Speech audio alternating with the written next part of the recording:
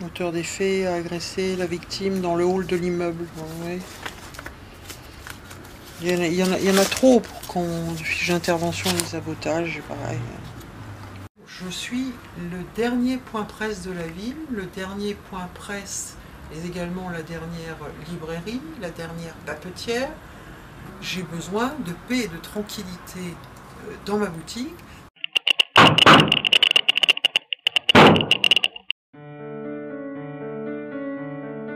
Donc tout a commencé en janvier 2004 par un braquage à main armée fait par deux individus dont l'un était cagoulé, l'autre pas.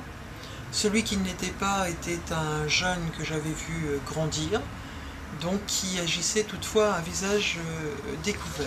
Donc c'est un braquage à main armée qui avait eu lieu en présence d'un client et de ses enfants. Ce braquage s'est soldé pour moi par une ouverture de crâne et par le client un gazage, à la fois de lui et de ses enfants. Les auteurs étaient ce qu'on appelle des grands mineurs.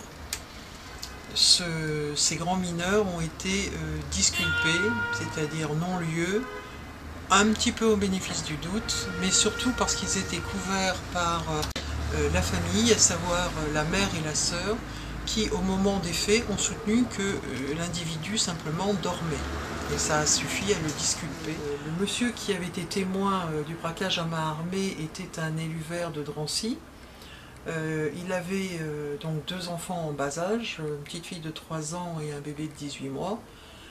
Il n'a pas voulu conserver l'appui de sa plainte et à mes côtés pour une simple raison, c'est qu'il était très connu puisque élu.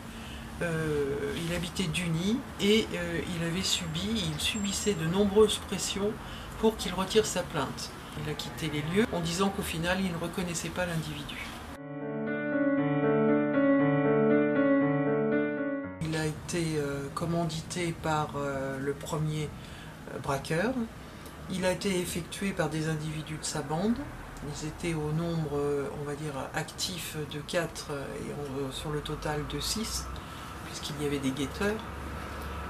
Physiquement, pour ne pas rentrer dans les détails, ils étaient équipés, on va dire, d'une arme coupante, un petit instrument coupant, qui m'a fait de nombreuses lésions internes de découpe à l'intérieur du vagin. Les individus, au bénéfice du doute, ont pu bénéficier d'un non-lieu. Le doute était le fait qu'il y avait plusieurs individus et qu'il était impossible pour la juge d'instruction de l'époque de faire le distinguo entre qui avait fait quoi et comment et de quelle manière, et donc d'effectuer des degrés de responsabilité, parce qu'on ne peut pas condamner un et pas les autres. Donc c'est tout le monde, personne. Il faut savoir que durant ces 4 ans d'instruction, il y a eu une évolution notoire qui a basculé en 2005. 2005, tout le monde se souvient que dans le 93, de nombreux éléments d'émeute ont eu lieu. Et de façon à acheter une certaine paix sociale, toutes les affaires ou toutes les attaques qui pouvaient avoir lieu étaient amoindries, voire un certain déni de la part de police-justice. J'ai vu des agresseurs de plus en plus assurés, donc de plus en plus âgés, oscillant entre 25 et 30 ans, et puis de plus en plus sur d'eux, donc de plus en plus visage découvert, en plein jour, en plein après-midi, devant plein de gens. Et puis en se rapprochant encore de nous, c'est-à-dire 2007, 2008, 2009, là je me trouve avec des individus à l'aspect physique, on va dire, barbus, le plus souvent marquant clairement leur appartenance religieuse.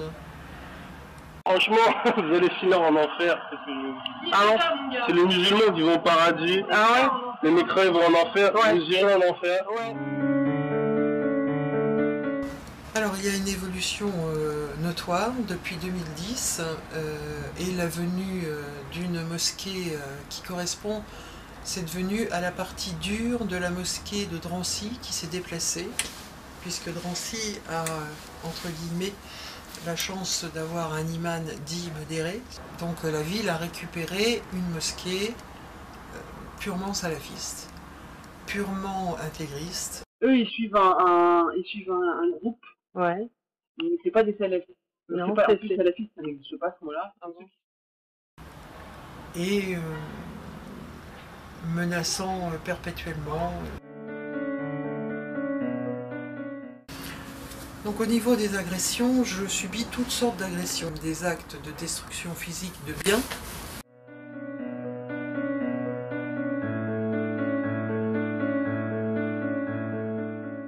Ça va de mes panneaux extérieurs qui se permettent d'afficher, là aussi, parfois du X, parfois des valeurs catho.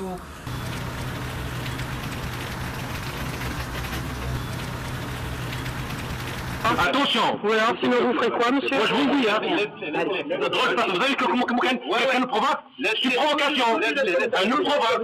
Elle nous provoque! C'est nous provoquer! Oui, madame? Oui, madame, elle nous provoque! Il y a également des agressions verbales par des groupes de femmes, voilées en général, qui viennent, qui rentrent dans la boutique et qui d'un seul coup vont me parler en arabe, m'insulter en arabe, mais malheureusement je ne le comprends pas, et qui vont me déverser tous les magazines qui sont dans la boutique, me mettre la boutique son dessus-dessous. Certaines effectivement sont très graves et peuvent être qualifiées de crimes, tels que le viol, l'attaque au scooter, le versement d'acide sur la main.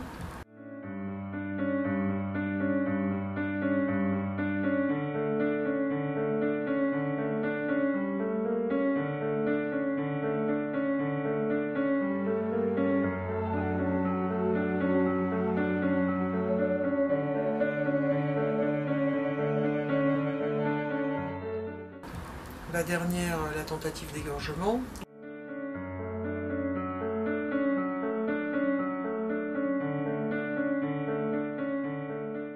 À la sortie du cimetière, j'ai un câble qui s'est mis autour de mon cou, qui est donc passé à l'arrière, et au final, ce câble était tiré par un scooter avec deux personnes montées sur le scooter.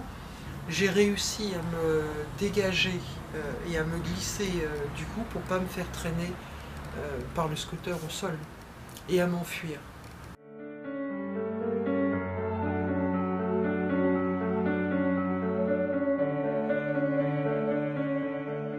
L'individu est rentré en me disant « je vais t'égorger » et avait à la main un couteau à dents. J'ai la maman de cette personne qui s'est permis de venir me faire des menaces que si je ne disais pas que je m'étais trompée sur le fait que c'était bien son fils qui m'avait voulu m'égorger, ben je ne méritais pas de vivre. C'est pas lui, hein? Non, non, c'est pas lui. Il était dans le marché. Madame, vous n'êtes pas responsable des actes de votre fils? Par rapport à toutes ces agressions, bien sûr qu'il y en a pour lesquelles j'ai porté plainte, qui ont été suivis des faits. Alors, non pas des faits pour les agresseurs, qui, sauf pour le dernier, a été identifié et est à ce jour incarcéré, mais pour tous les autres, ça c'est fini les trois quarts du temps, ou en classement sans suite, ou en non-lieu au bénéfice du doute. Sur le localement, il y a eu un déni pendant très très longtemps de ma parole de victime. Donc ce déni, pour moi, ça correspond à l'achat d'une certaine paix sociale. Le déni, il a eu lieu au niveau du SDPJ 93, sur toutes les affaires, c'est-à-dire sur les 31 agressions, sauf sur la 32e, où là je me suis trouvée face à une équipe qui avait été renouvelée, qui avait vu un certain nombre de mes témoignages, et lorsqu'ils sont entrés, m'ont dit « Nous, on va tout faire pour l'arrêter. » Il est arrêté et il est incarcéré. Jamais eu de problème, on va dire, avec le policier de base. Les problèmes se situaient toujours, on va dire, dans les étages supérieurs, où là intervenaient les élus, le socialo-politico, je ne sais trop quoi, et qui faisait qu'on n'aboutissait à rien pour la victime et que les agresseurs étaient toujours protégés. Je n'ai pas été reconnue victime, on va dire, au niveau pénal. Par contre, il existe autre chose qui s'appelle la CIVI, ce fonds de garantie, qui dépend toujours du même tribunal, mais là on statue sur des faits. Donc statuer sur les faits, ce sont les actes médicaux, les preuves, ce que vous avez subi, les handicaps que vous avez par rapport à tout ça. Et sur cette base-là, qui est toujours sur la réalité des faits, là on vous indemnise fonction de ça. C'est l'État, les gens, qui m'indemnisent pour quelque chose qui a été commis par des individus qui étaient connus. Alors, pendant très longtemps, j'ai été reçue au niveau policier, pire qu'un chien dans un jeu de quilles. Parce que lorsqu'un policier vous demande « Mais madame, pourquoi avez-vous écarté les jambes ?» Je défie quiconque de trouver une réponse. Parce que c'est la première phase qui culpabilise la victime, tout simplement. Alors, au niveau de la magistrature, il y a un énorme souci, c'est que l'on passe du magistrat instructeur au procureur sur le 93. Les dossiers sont tous instruits à charge pour la victime et à décharge pour l'agresseur. Vous apportez des preuves fonctionnelles, on va vous dire « Ah ben non, c'est trop tard, le dossier est clos ». Vous apportez des souvenirs, parce que quand on vit un viol, les choses reviennent par bout, pas spécialement dans le bon ordre. Subitement, des enquêtes sont plus réalisables. C'est-à-dire que la victime est censée avoir une mémoire totalement infaillible, ce qui n'est pas possible. Parce que la partie émotionnelle est trop forte. Un agresseur dont la mère et la sœur disent qu'il dormait au moment des faits, est tout de suite pris en compte et permet de disculper l'agresseur. Un violeur dont le frère dit « Ah non, c'est pas possible que ce soit passé, tel jour, je crois, que mon frère était avec moi à la fête de la musique ». Cela suffit là aussi à le disculper lorsque vous décrivez, on va dire, le diamant qu'il avait à l'oreille.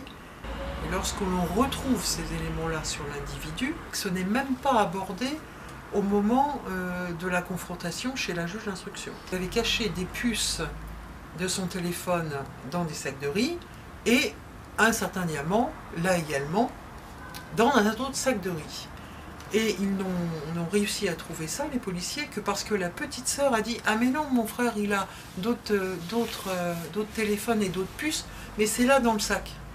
Alors bien que mes agresseurs aient tous agi au moment du viol à visage découvert, bien que les ayant reconnus, et plus que reconnus, et étant sûrs à 100% que c'était eux, on n'en a pas plus tenu compte. On dit mais non, regardez, c'est pas le bon, alors que l'individu, vous le reconnaissez au milieu des autres, et que c'est pas possible, vous êtes certaine que c'est lui, et qu'on essaye de faire pression derrière, en vous disant mais non, vous devez vous tromper, vous effondrez en larmes, il n'y a plus rien qui va, vous laissez tout tomber parce que vous n'en pouvez plus d'une telle situation, et là, dans le tas, vous avez quand même deux personnes qui vous courent après, qui vous disent mais non, nous on vous croit. Nous on vous croit, mais on ne sait pas comment vous aider. Cet individu, qui était aussi grand qu'une armoire à glace, s'en est violemment pris à la porte pour la défoncer. Et le temps qu'il l'a défoncée, puisqu'elle commençait à céder par l'arrière, j'ai donc déclenché ce qu'on appelle à la fois un bouton SOS et à la fois une pédale panique. Ces deux lancements d'appel pour la vidéoprotection sont prioritaires au niveau départemental.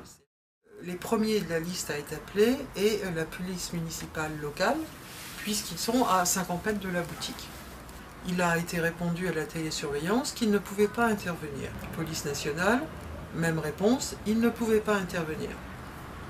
Normalement, tout le monde aurait dû intervenir, puisqu'il savait ce qui passait, il savait les menaces qui pesaient, or personne n'a bougé. Et je ne peux pas l'accepter. Et donc j'ai décidé de me mettre en grève de la faim à partir de ce moment-là, pour protester contre cette non-assistance. Alors on peut dire que mon caractère ne leur convient pas non plus, parce que je ne suis pas assez souple, je ne suis pas assez aimable quand on marche sur le pied, et que je ne sais pas me taire, et que je ne sais pas renoncer, et que je ne sais pas reculer.